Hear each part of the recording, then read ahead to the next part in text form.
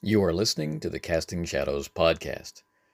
This episode is one of the combination episodes where we, in an audio format suitable for a podcast, go through the prompts for several days. For this episode, we'll be looking at the prompts 21 through 31, which means we'll be going all the way through to the end of the event.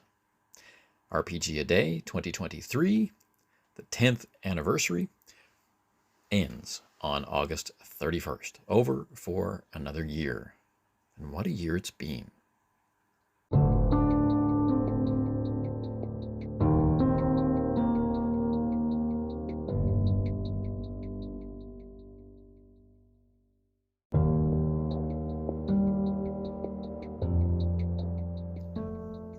Before we get into the episode, I received 2 messages from one person on SpeakPipe. And that person was BJ Boyd, the Arcane Alienist, which is a nice surprise. And it's good that my mention in the previous episode that he was back did not jinx the whole thing and send him off into the wilderness once again. So, without further ado, let's hear what BJ has to say.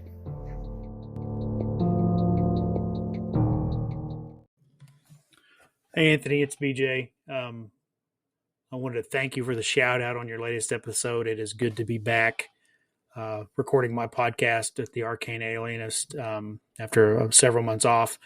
And hopefully I'll get it back into the swing of things with producing episodes and also just being part of our community here among podcasters. I don't know what we call ourselves anymore because it's not Anchor anymore.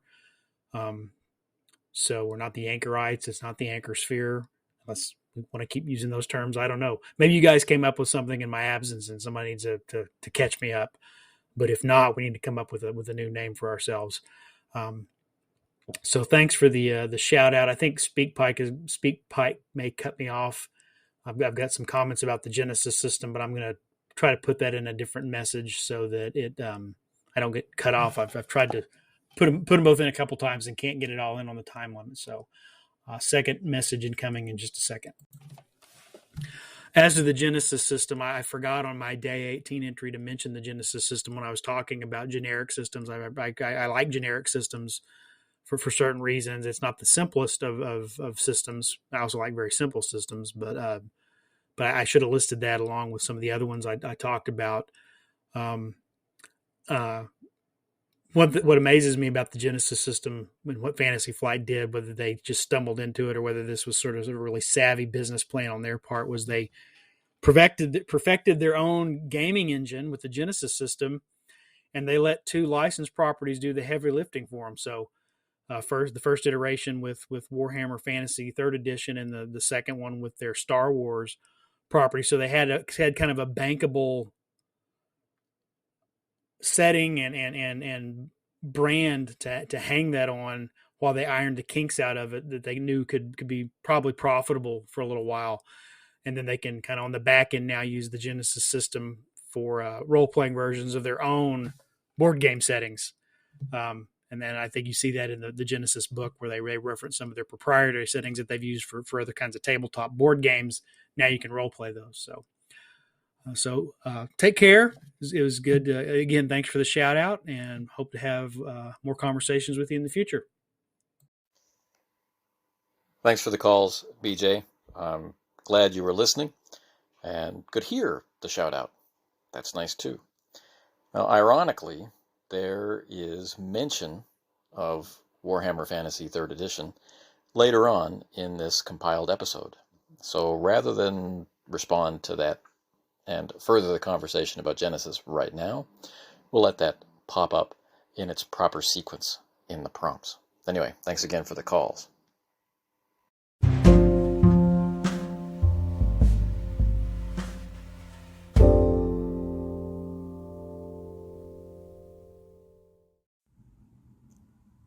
RPG A Day is an annual event. The challenge of it is to, every day throughout the month of August, to post positive messages about role-playing games through your favorite form of social media. Now, not all of us can post every day, so of course the frequency with which you post is up to you, and I suppose your audience. We're sharing with our friends, we're sharing with our fellow gamers, and because it's the internet, and because we're going to tag everything, hashtag RPG a day, and then the particular year. So this year was hashtag RPG a day 2023. Because of that, well, pretty much anybody can stumble across the amazing things that you share. You might not feel that there's that much amazing content in your opinions about role-playing games, in your responses to the daily prompts which we provide for you. But you might be surprised. The comment you make, the positive comment you make about a game that you like, or a session that you had, or people that you knew, or a set of dice that you bought somewhere at some convention at some point, that can make a real difference to someone else. Even the fact that there's just someone out there who thinks the way that they do can make all the difference.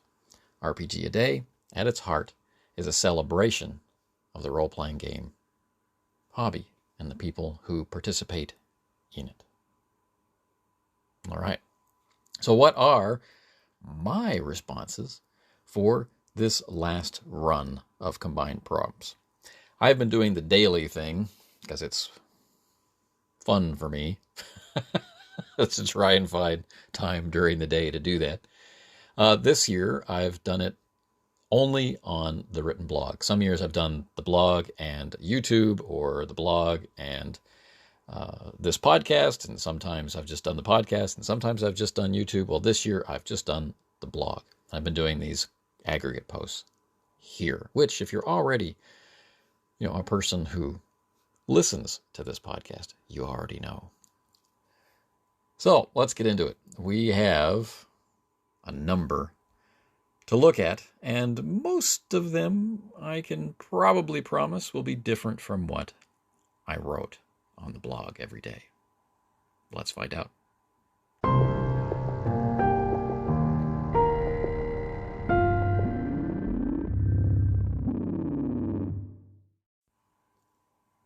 Day 21. What is one of your favorite licensed RPGs? Well, over the years, I've found I've had a number of them, so it's quite easy for me to give you a different answer here than I gave on the written blog. And it was really hard to give an answer on the written blog, so you'd think, well, I'll just choose, one of the others that was a top contender. And that's exactly what I'm going to do. It is easy. I'm going to talk about the Rivers of London RPG right now because of its newness, because of how much enjoyment I get out of the books, because of the way that BRP in its 7th edition Call of Cthulhu version was streamlined and made more appropriate for what it is that you're going to do while playing the Rivers of London, and because of the broad palette of things that you can do with a Rivers of London RPG. This puts it firmly in my category of things I want from a licensed RPG. Previously, I have answered Star Wars, right, as a favorite license for these reasons, right? I like the systems that get attached to Star Wars games, seemingly. And there's so much you can do to explore that intellectual property for yourself, using your own imagination, your own ideas of what that universe is like. And it's not a confining experience. Now, don't get me wrong. I do like licensed RPGs that have a very narrow focus and provide a very specific experience. Recently, we were playing Blade Runner. We're still involved in a Blade Runner campaign. And I'm really enjoying that experience, and I'm enjoying the clarity of purpose in it. Right? You are going to play a Blade Runner. But today, one of my favorite licensed RPGs, looking back over the last decade at least, big, strong reaction to the opportunity to play in Ben Aronovich's Rivers of London. So yeah, the Rivers of London RPG. Day 22. The prompt for today, or the question for today, is what is one of your best secondhand purchases? The single word prompt for today is secondhand, and it's secondhand that I addressed on the written blog. So I wanted to talk about Wayne's Books and how it's a great place to get secondhand purchases, where you can give them new life at your game table. But for this podcast, I think I want to talk about one of the second-hand games that I've purchased. Now, this might be a surprise to some, might be contentious to others, but it is a positive experience for me. It's something that I really enjoyed. And I really enjoyed it primarily because I saw in its design echoes that the designer might think about the experience of gameplay similarly to me.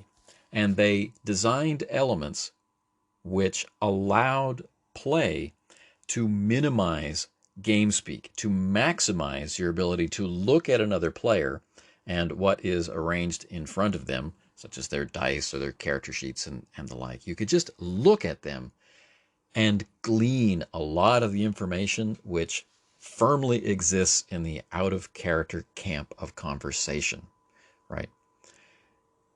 Instead of having to ask, how injured is so-and-so, you can simply see how injured they are. Instead of inquiring because you missed it or because it was never stated or whatever about the stance that they have adopted, if they're ready to fight or what have you, you could simply look at their character sheet and know. From across the table, you could know. Just like looking at them if you were there. I found this fascinating, this ability to pretty much excise all of the repeated and yet intrusive, necessary game speak and move it to a purely visual level. What game am I talking about? Well, a game that I purchased secondhand for an incredible price is Warhammer Fantasy 3rd Edition. Now, while Warhammer fans may not have been willing to make the shift into this style of gameplay at the time, and while the dice mechanism may not have been as efficient as what it would become later in Genesis for Fantasy Flight Games Star Wars, and while there were many aspects to the game which made it challenging, such as its entry fee, right? The cost of buying that initial set was huge originally. While all of those negatives exist and are legitimate problems that people experienced, what I'm focusing on as a second-hand purchaser of the game with no particular connection to Warhammer Fantasy Roleplay, and with a strong connection to how games are designed and how they are played and how we communicate with each other while we're playing them, this was a very positive experience. And it's one I wanted to share today. Day 23. What is one of the coolest RPG products you have ever seen? Well, my response on the written blog was one that not only have I seen, but I was fortunate enough to be able to get. Now, sadly, mine came damaged thanks to the ongoing postal wars, but RPG A Day is not about such things. What I talked about, I'm going to talk about here again, because it really is quite cool. There is a role-playing game version of the computer game Fallout. It's by Modifius. It uses a tweaked version of 2D20 to represent that world and that experience. The game itself is quite cool, and its visual design just in the core book alone captures that feeling you get when you're about to start a new Fallout game, from character creation, through to equipping your character and getting ready to explore.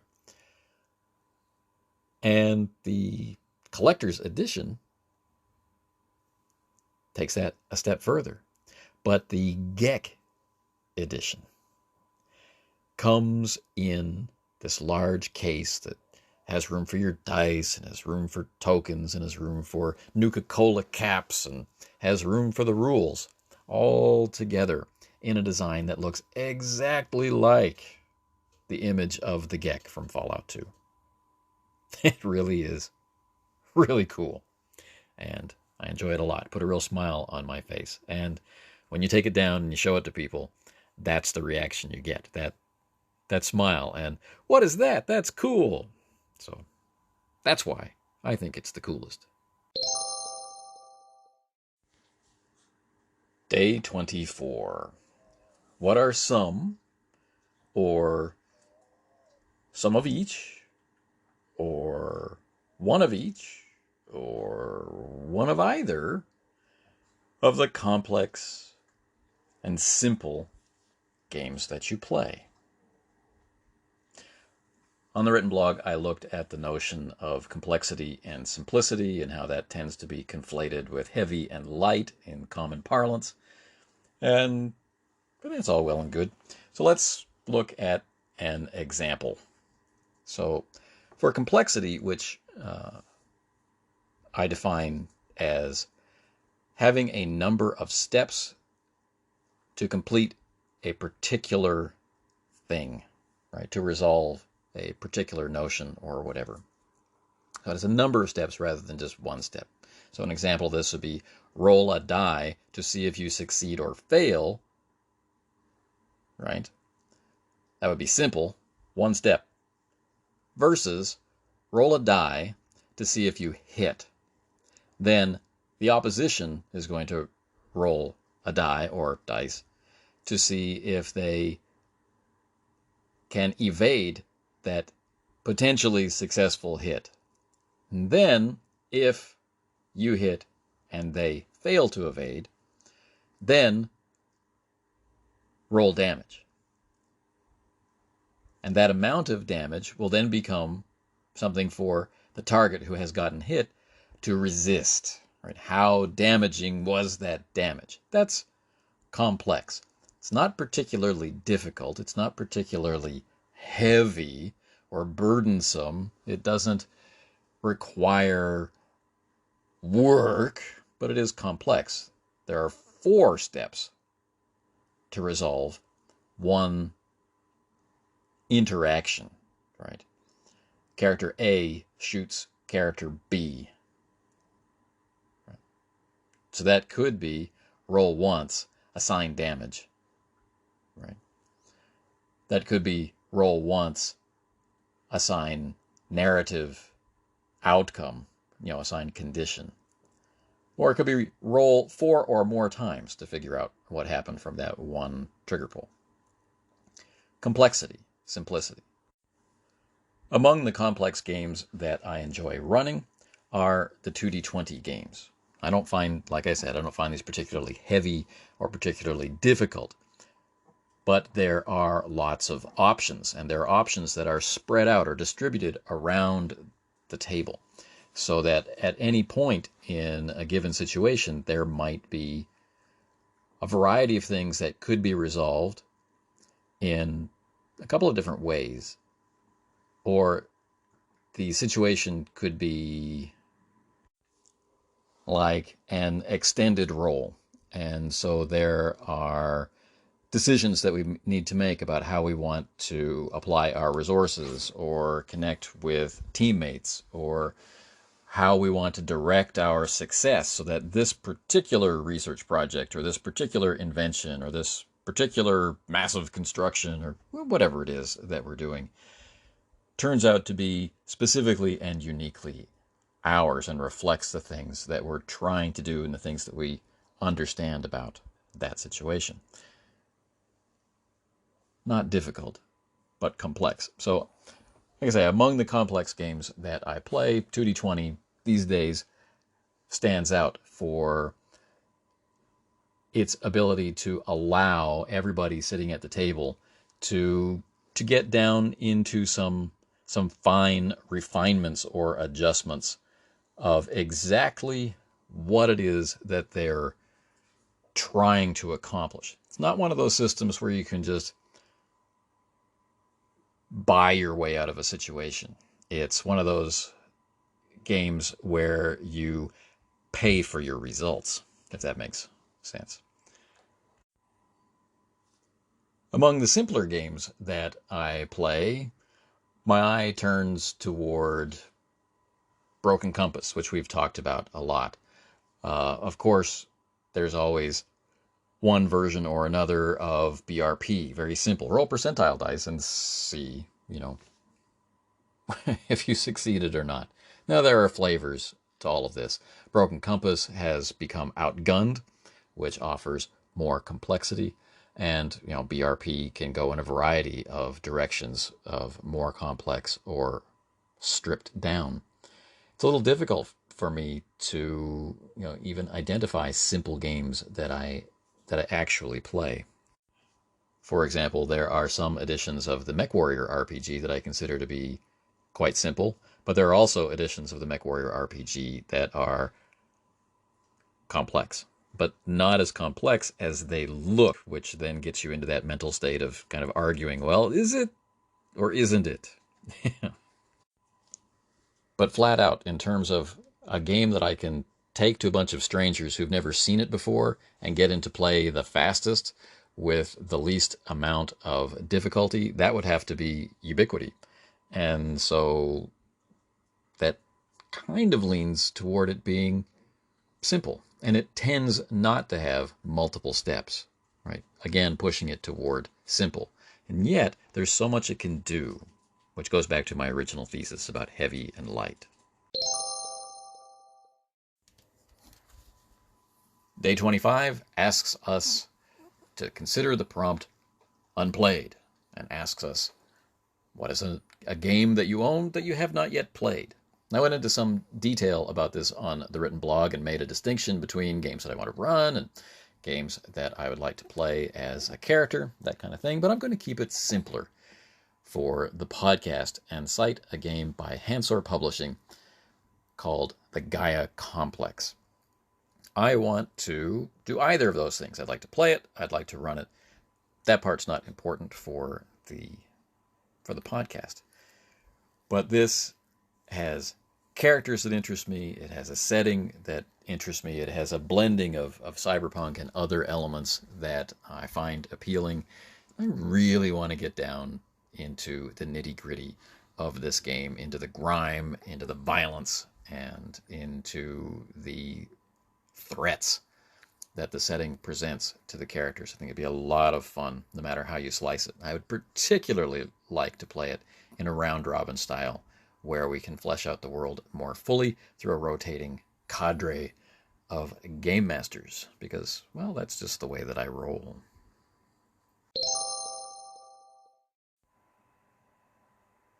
Day 26.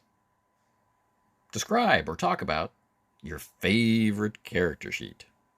I can remember when I first started role-playing, my character sheets were lined pieces of loose leaf. Just sheets of notepaper. And I would only use a couple of lines, and a character could be created in 3 to 5 minutes, closer to 3. And make characters we did. Later on, when I finally saw printed character sheets, and especially pads of them, like pads of tear-off character sheets, like, oh, such luxury. I recognized in myself that I would never feel comfortable using them, because once you'd torn away the last one, they would all be gone. There's just something about about a notepad that I find difficult to use. I can write in notebooks, no problem. Diaries, write on calendars, I'm all over it. There's something about a fresh new notepad that I just want to preserve forever. And the character sheet pads fell into that category. And any that have ever come my way, I still have. So that's kind of funny. But favorite character sheets? I don't really have one in terms of visual design. I've seen lots of attractive ones and ones that were very efficient and that sort of stuff, easy to use. I particularly like ones that are easy to use for character creation. Because after that, I find that we kind of outgrow the character sheet in a way, and it becomes easier to represent the character in a way that makes sense to us in our own versions on our own note paper or on the computer screen or whatever, at least in my experience. And I really like seeing the sheets that people make for themselves, how they choose to organize the information, what's up front, what's larger, do they color code, that kind of stuff. And the way that they represent their character, I just find a really enjoyable thing. So those are my favorite character sheets, especially ones that are campaign character sheets, and you can see the evolution of the character through play, whether that's through stacks of updated sheets, or if it's if it's one sheet that's had the eraser applied to it many times, and it takes on that that weird texture where it's just about to give way. And both of those things I appreciate. Day 27. What is a game for which you would like a new edition? This question can go in a whole bunch of different directions. And one of the games that I enjoy is one called Blue Planet. This has been through a variety of editions, and one new one is Due Soon. Fantastic work is being done on what was originally called Blue Planet Recontact, and I'm really looking forward to it. So I'm already getting a new edition of this game that I hoped could continue and become what its creator hoped for it. But one of the things that happened along the way with Blue Planet is that it was briefly held, the license was briefly held by the revised, or the restored FASA. And they produced the revised edition of Blue Planet. And one of the things that they did was take all the different source books for it and combine them together in a way that wouldn't have been possible when they were produced originally.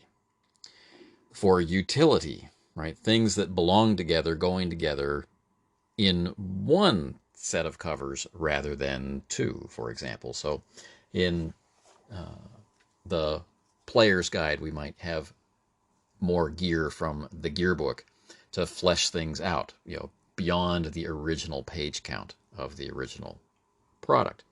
Kind of like that aspect. And this has been something that I've wished for from games in the past. Games that had rules or little details scattered across far too many volumes for convenience, especially in those days when you were gaming in multiple locations, or these days where you're trying to game using, PDFs, and switching between them isn't quite the same as switching between pages, between books, and that sort of stuff.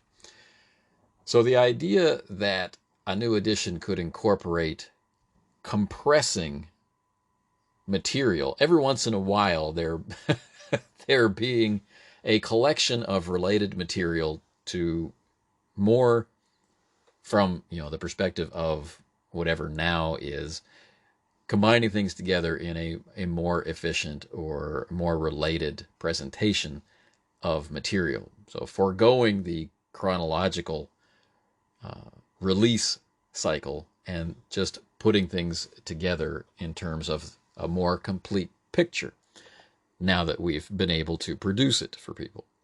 So I kind of like this idea. And games that I think would really benefit from this treatment are Triple Ace games, All for One Régime Diabolique. This was Triple Ace's first foray into doing a game using Ubiquity, and I think they knocked it out of the park.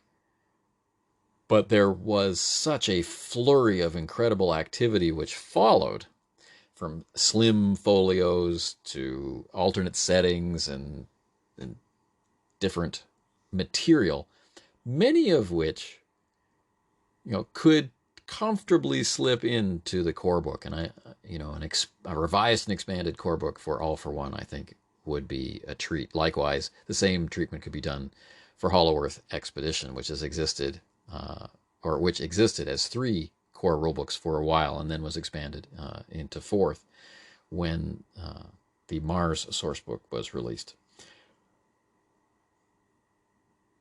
But there's more than one way to do that. I mean, you have the route taken by the 20th anniversary edition versions of the World of Darkness games, where the content remains largely the same, and it's all rewritten and combined together into one new product. Or there's the collection and presentation that Games Design Workshop used to do, where you'd get all these different supplements or folios, let's say for Call of Cthulhu or for Stormbringer, collated and collected together into one hardcover book and released as a new edition. The text wasn't really changed, layout and design wasn't really changed, but they were all together with one spine. 2 completely different approaches. How would you like this sort of thing to be done? It's an interesting conundrum, but those are some of my thoughts. Now, for a more specific and definite answer, you can check out the blog, which, of course, is at CastingShadowsPodcast.com. Day 28. What is one of the scariest games that you have played? I find when I answer this question, mostly what comes to mind are scary sessions that I ran. And that's not going to change for this entry. Now, in the written blog, I give a completely different entry with a completely different feel. And if you're curious, check that out. That example was one that was played with a lot of intention, and of which I'm quite proud. The one I want to share here turns that on its head. This was an experience that came about and was, by all reports, very scary for its players, but arose from a sudden desire to play and ran counter to my intentions. So, a friend of mine dropped by, and it was just a 3-person game. My girlfriend at the time and my buddy who dropped by, and said, "Hey, well, let's play." So we were nowhere near home at that time. I was working at a hotel. We were all in university at this time. I was working at a hotel far from home. The only game I had with me was Call of Cthulhu. And it didn't strike me that I wanted to do a Call of Cthulhu kind of one-shot because my buddy dropped by. I thought it'd be more fun to laugh and do some over-the-top stuff. That was what was in my mind. That was my intention. And, we're playing in the living room. We're surrounded by, kind of like nice furniture kind of situation. And this put me in mind of formal dining rooms and this sort of stuff. And I was very keen on Gaslight in those times. So I thought, all right, how about I run them through Dracula the novel with the serial numbers filed off. I'll give the count a different name. I'll give all the characters different names, but all the situations are going to be exactly the same. And we'll see how long it takes for them to recognize what the inspiration for the session is, and then see what they do. Do they play out the roles of the characters as they remember them from the novel, or will they try and circumvent? Let's see what happens. That was what was on my mind. That it would be scary never crossed my mind. So as we're playing, it gets darker and darker in the room, right? Just by happy accident. Till at the point where, at the end of the session, the only light is from a street light coming in through a window behind me. So I'm silhouetted against the window with the fifth edition of Call of Cthulhu's keeper screen in front of me. Might have been the fourth. Anyway, it's got a huge elder sign on it. So this is in front of me. And that apparently was visible to them. As the light goes down, they can just see the elder sign and me silhouetted against the window. And we are playing out the shipwreck of the Demeter with a different name. And, the one survivor is brought to the house, and then, he's checked out, he's okay, and he's taken off to his own estate, which is nearby. And, one of, the group grows sick and wastes away, and all these things are going on just like they do in the book. But what became strange is that neither of them recognized the story. Right? So when we talked about it afterwards, I discovered that neither of them had read Dracula. They were very familiar with Dracula, of course, but had never seen a film of Dracula or whatever. That was just they just knew the name. So that was kind of funny for me. But to have made the assumption that, well, everybody's read Dracula, right? And as things got weirder and weirder, because I was operating from the assumption that they knew what I was doing, that they were familiar with the story, or they would soon recognize what the story was, I was being quite ambiguous, I was being quite descriptive, and I was not overdoing it. It wasn't, huge theatrical wink, nudge, nudge, over the top kind of portrayal. Everything was quite subtle, because I was worried about it being obvious too soon, I guess, is really what the motivation was. But the mood, the fact that it's set in the Gaslight era, and we talked about the nature of light, and we talked about, walking around with candlelight and that sort of thing, and the dinner party and the guest being so very charming and electric, and then of course the sudden falling ill of the NPC friend, and how she starts to waste away, and there's no sense to it, and then they uncover strangeness at the Count's home, and things begin to come together, and the doctor invites the expert, the Van Helsing type character, and they speculate about it being a vampire, and then they, as just these regular people, not heroic people, just regular people whose lives revolve around reading books of poetry and going to dinner parties, they're suddenly faced with the fact that there is a vampire living next door, and they're looking at their character sheets in the darkness, and they're trying to figure out what it is that they're going to be able to do, and they're veteran Call of Cthulhu players by this point, and they already know what's on those sheets. They already know there's really nothing that they can do. And yet, they had formed attachments to the NPCs that were in harm's way. And they wanted to be able to resist the vampire, not in the heroic sense, but in the moral sense. And things got really scary.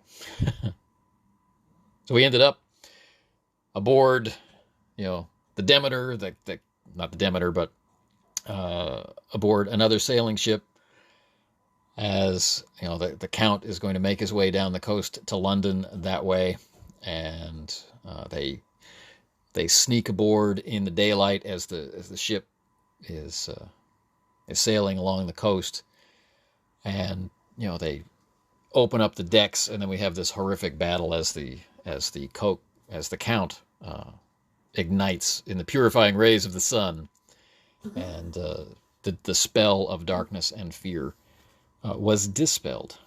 But it was an interesting experience, and one which, in one way or another, has repeated itself down through the years and informed how I think about horror games and how they get run. But anyway, scariest game.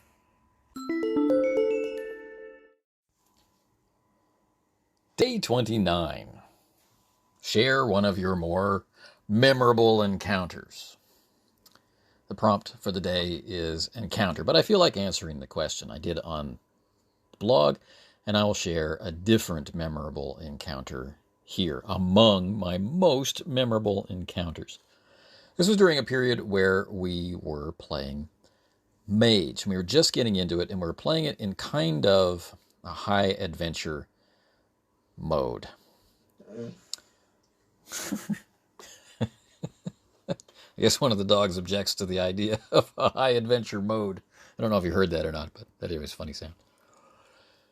So, not the first, quote unquote, adventure or story in the Chronicle, but one of the early ones. I had gotten into the habit of starting them in particularly difficult situations and then seeing how they would get out of it from there. So this encounter was not a high-speed chase or anything like that, but it was driving at high speed in order to reach a destination in time, right? So this was in a mountainous Italian city on the coast, and one that I had just made up rather than being bound by real-world geography or whatnot. I just let them know, that it was an Italian city. And so they're heading down hills, which I'm describing as being like as steep as in San Francisco, but with that winding, twisting, switchback nature, so common to European roadways. And so huge, steep drops, and then sudden hairpin turns, and all of this nonsense. But they're not just driving normally; they're in a souped-up sports car, and it has this tiny little back seat in it, and the situation is that the person sitting in the driver's seat is not fully in the driver's seat. Their legs are in the passenger seat, and they're leaning over and around the stick shift, and their hands and their head are under the steering wheel, and they're controlling the car with their hands. But of course, they can't see or operate the steering wheel from there. So the other character is stuck, really jammed in the back seat and going up over the top of the back seat to steer and to call out what pedal changes need to be made, so that he can change gears and things like this. And there's no time. There's this sense there's no time to stop and rearrange their seating. They've got to get where they're going. And the street was, in a sense, procedurally generated. I had a list of things that could happen, things that I felt should be on that street, like a red light and people crossing the street, or parked cars or stalled cars, or just normal traffic situations. It was possible for none of the obstacles to manifest. And it was possible, of course, although highly unlikely, for all of them to manifest. And we wound up somewhere in the middle, which I think is appropriate. Things that they had to swerve around, things that they had to crash through, and things that they had to try and drive, concentrate, and attempt to use their magical abilities to negate or at least minimize. And it just makes me laugh every time I think about it.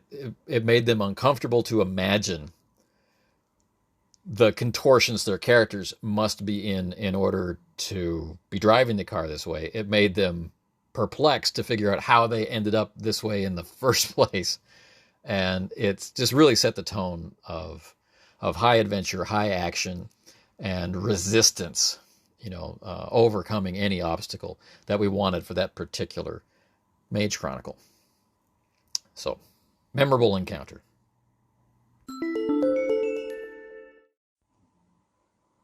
Day 30.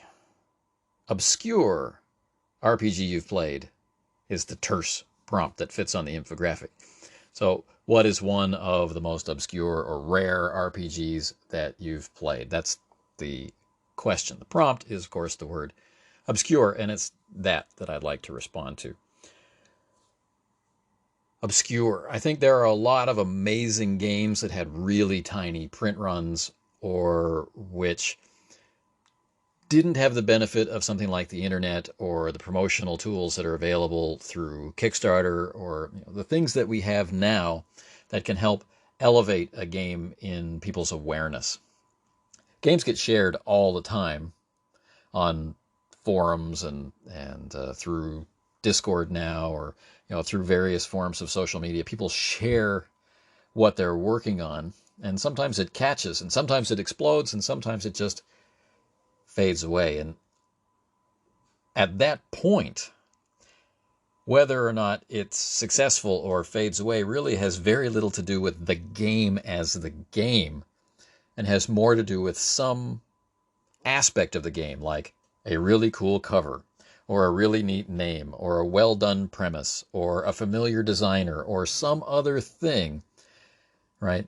Which, sight unseen, game unplayed, sparks people's imagination, and they want to get involved in getting their hands on that game, whether that be kickstarting it or just flat out buying it.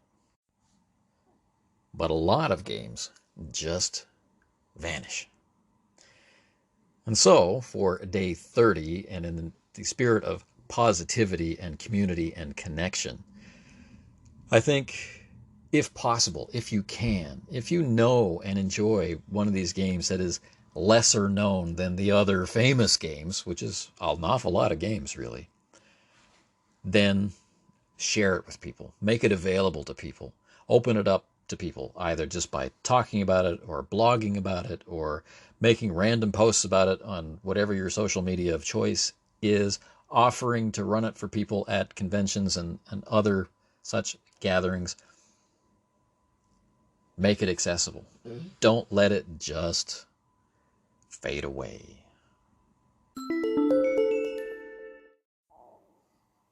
Day 31. For those of us who struggle with the word favorite because we don't conform to grammar and definition and have just one favorite, we have a host of favorites, and we shy away from the idea of a hierarchy of favorites. This question can be hard. Day 31, favorite RPG of all time. But at the same time, it's a fun question, and we can find the positive in it. We can enjoy thinking about all the different RPGs that have been, temporarily at least, number one in our hearts, the one we played the most for whatever period of time, the one we were always talking about, the ones we kept making characters for, the ones that we couldn't wait to play again, right? We have this list of favorite games, and some of them have been with us for a long time. Some of them come and go in our play cycles, but never really leave our hearts, or they are a part of our regular play cycles, and we're always ready to go to, run our own worlds and our own situations and our own ideas for play, or run something licensed, or, pull a supplement down off the shelf and just be ready to go. There are these games which have been our favorite for a long time, or if we're a beginner in the hobby, they're earmarked for that position in the future. Favorite RPGs of all time. I have a few. You've heard me talk about them all month long. One of them on day 18, I talked about quite a lot on the written blog. That is, of course, Ubiquity. Another I've talked about for years and years and years, and that's BRP. And specifically, my favorite expression of BRP is almost always Mithras. There's just something about all of the work and the love and the care and the sense that went into making Mithras, and it's beautiful. It's amazing. It's a favorite. If I think about a game that I want to be able to easily show to people and get playing within just a few minutes of being at the table, I'm going to lean toward Ubiquity. And if we're talking about long-form play that's going to include non-pulp heroic themes, then you're going to see me drifting toward Mithras. And these aren't the only games that I love. These aren't the only games I have that are favorites, but they are enduring favorites where that sense of love and appreciation for the game started really early in my understanding of them and continued and didn't fade away into that sense of temporary satisfaction like, yeah, that's a pretty good system. Maybe we'll play it again sometime. Not like that. It's can't wait to play it again sometime. And these two games are always, always on my mind. And of course, the third, you've heard me talk about a lot as well, but more on YouTube, and that's what's now called Genesis. So I'm hoping that I'm many decades away from all time, reaching the end of my time on this earth. But I know that these systems are going to be with me then. But what's cool is there's still time and there's still room in my heart for there to be more systems to join them.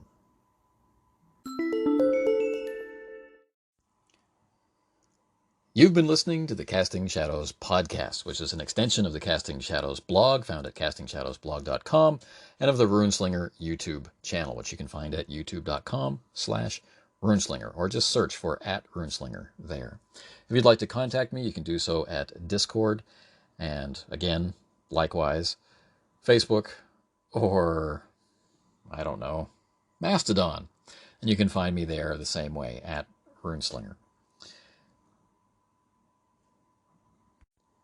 If you'd like to leave a voice message, you can do that. I recommend through SpeakPipe at the Casting Shadows podcast. You'll find a link to it in the show notes. Anyway, this is my last entry for RPG A Day 2023. For those of you who listened and found something hopefully enjoyable out of it, thank you for doing so. For those of you who suffered through it, thank you for doing so. We'll be back with our infrequent content fairly soon. On YouTube, there's still something owed for RPG A Day 2023. I don't know exactly what day it's going to come out, but, keep your eye peeled. Anyway, until the next time, take care.